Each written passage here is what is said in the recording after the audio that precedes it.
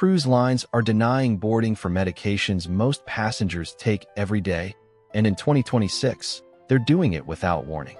Imagine standing at the terminal, cruise fully paid, bags already on board, when security quietly pulls you aside and says, "We can't let you sail with this medication." No argument, no quick fix, just a boarding denial you never saw coming. In 2026, cruise terminals operate like secure international checkpoints. What you carry in your pill bottle matters just as much as what's stamped in your passport. I've spent 20 years on the bridge, and I've watched passengers lose their entire cruise. Not for illegal drugs, but for prescriptions they've taken for years without issue. Cruise lines don't educate you on this. The system flags the medication, security steps in, and the ship leaves without you. In this video, I'm revealing the medicines that are silently denying boarding in 2026 and how to avoid becoming the next passenger left behind. Number 1. The original bottle and labeling rule. This is the most frequent medication-related denial in the industry. In 2026, terminal security treats any unidentified pill as a potential controlled substance violation. I recently watched a couple denied boarding because they had transferred their heart medication into a Monday through Sunday pill organizer. They thought they were being organized. Security saw dozens of unidentifiable pills without proof of ownership. Security teams are not pharmacists. If they cannot verify the pill against a pharmacy label with your name on it, the verification process can drag on for hours. By the time they clear you, the manifest is closed and the ship is gone. Never use organizers for embarkation. Keep every pill in its original pharmacy container until you are safely inside your cabin. Number 2. OTC medicines. You might think your over-the-counter cold medicine is safe, but it can trigger a drug trafficking protocol. Common medications like Sudafed or certain Advil cold and sinus products contain pseudoephedrine. In 2026, countries like Japan and Mexico have extremely strict laws regarding this ingredient. If you arrive with a bulk pack of cold meds, security can flag it as an illegal import. If the quantity exceeds personal use levels for that specific country, the cruise line will not allow you to board to protect the ship's clearance. Check the ingredient list of your OTC meds. If they contain pseudoephedrine, swap them for PE versions or phenylephrine-based alternatives before you pack. Number 3. THC gummies, CBD oils, and the medical card.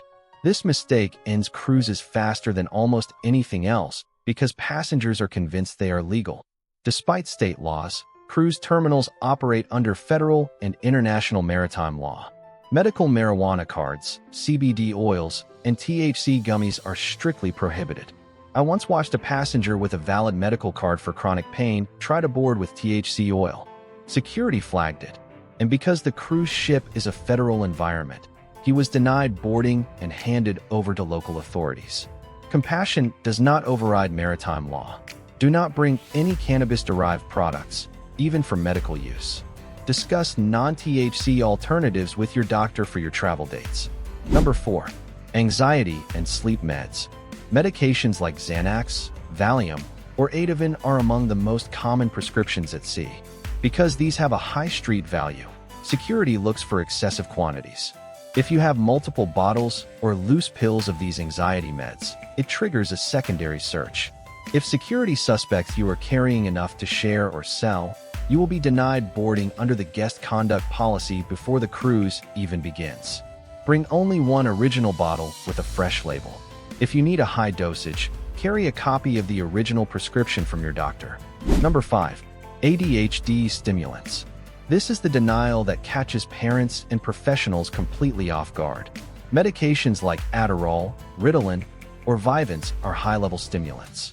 In 2026, many popular cruise destinations, specifically Japan, Singapore, and the United Arab Emirates, classify these as strictly controlled amphetamines.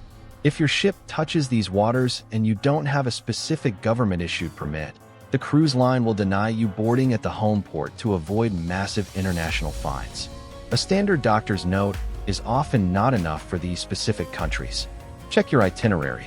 If you are visiting restrictive nations, you must apply for a narcotics certificate from that country's consulate at least 30 days before sailing. Number 6. Liquid meds and the dropper. Liquid medications create one of the most difficult security hurdles at the pier because, in 2026, scanners utilize advanced AI to detect liquid density and chemical signatures.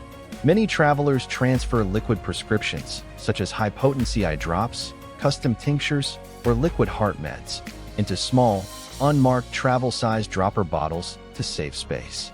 This is a catastrophic mistake. To a security scanner, an unmarked liquid dropper looks identical to illicit substances or dangerous chemicals. Because terminal security lacks a lab to test the liquid on the spot, they will not take your word for what it is. I've watched passengers spend 3 hours in a secondary screening room while the ship's all-aboard time passed, all because they couldn't prove what was in a 2-ounce dropper. If the substance cannot be verified against an official pharmacy label, it stays on the pier, and if you need it to live, you stay with it. Keep all liquids in their original boxes and pharmacy containers. If the bottle is too large, bring the full container anyway. Medical liquids are exempt from the standard 3-ounce rule at cruise terminals. Number 7. Compounded medications. Custom blended creams, capsules, or oils are a major red flag in 2026. These often come in generic jars with handwritten or non-standard labels from a local compounding pharmacy. To a Terminal K9 or a security scanner, a jar of unlabeled white cream is a suspicious substance. If security cannot verify every ingredient against an official database, they will refuse the item. If the medication is essential for your health, but they won't let it on, they may deem you unfit to sail. Ask your pharmacist for a master formula sheet that lists every ingredient with their official chemical names and keep it with the jar. Number 8.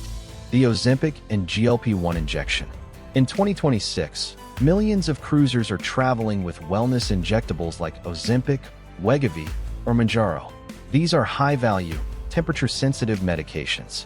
Security is now on high alert for black market transport of these pens. If your injections are in a travel cooler without a pharmacy label that matches your ID, they will be confiscated.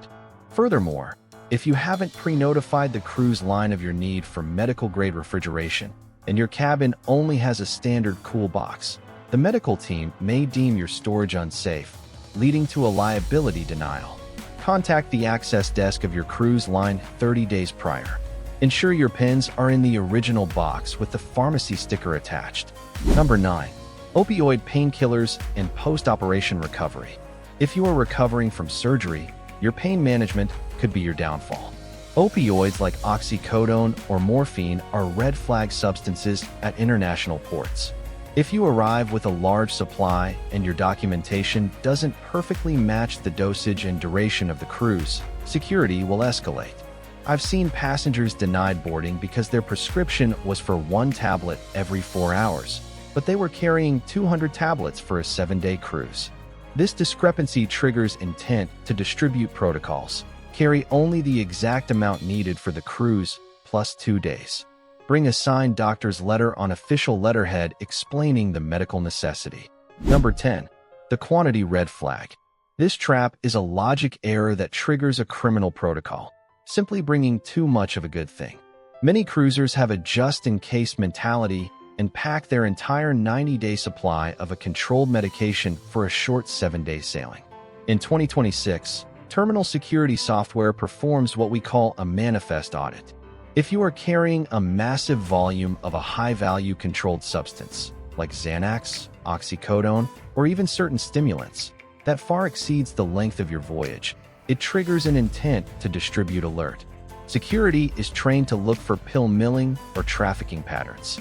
I once watched a passenger get handed over to local port police because she had 200 pills for a 5-day cruise. Even though she had a prescription, the sheer volume was legally indefensible at an international border. Instead of a vacation, she ended up in a questioning room explaining her stockpiling habits to the authorities. Bring the duration of the cruise plus a maximum 3-day emergency buffer. Leave the rest of the 90-day supply safely at home in a locked cabinet. Number 11. Expired meds and the unfit to sail liability. This is a captain's secret that most passengers don't realize exists until it's too late. In 2026, cruise lines are operating under hypervigilant medical protocols to reduce the astronomical costs of mid-ocean evacuations. During a routine bag search, if a terminal agent notices that your critical life-saving medication, such as blood pressure thinners, heart meds, or seizure prescriptions, is expired, they won't just ignore it. They are now instructed to call the ship's medical officer down to the pier. I've seen this happen firsthand. The doctor examines the bottle, sees a date that passed 3 months ago, and determines the passenger is a medical liability. Because the ship cannot guarantee your safety with ineffective or expired medication, they will deny boarding on the spot. They aren't being cruel. They are preventing a potential heart attack at sea that could cost the line, and you, hundreds of thousands of dollars. Check your expiration dates 48 hours before you leave. If a critical medication is even 1 day past its date, get a fresh refill. A valid medication is your ticket onto the ship. Number 12. The Yellow Book Vaccination Proof. This isn't a pill, but in 2026, this medication document is just as critical. For itineraries touching South America or Africa, proof of the yellow fever vaccination is mandatory. If you have the vaccine but forgot the original, stamped international certificate of vaccination, the Yellow Book, you will be denied boarding at the very first port. The cruise line cannot skip you for one port. If you aren't compliant for the whole route, you stay on the pier. Treat your Yellow Book like your passport. It must be the original physical copy, not a photo or a scan. Cruising in 2026 is safer and more secure than ever, but it is also completely unforgiving. What you take daily to stay healthy can quietly become the reason your vacation is canceled at the curb. The smartest cruisers create a medical go bag that stays in their carry-on, with every label matching their ID perfectly. Now, I want to hear from you. Have you ever been pulled aside for your medications, or has a pill organizer caused you a headache at the pier? Share your story in the comments. It might just save someone else's trip. If you want to stay ahead of the latest 2026 travel rules, hit that like and subscribe button. Until next time, I'll see you on the horizon. Happy cruising!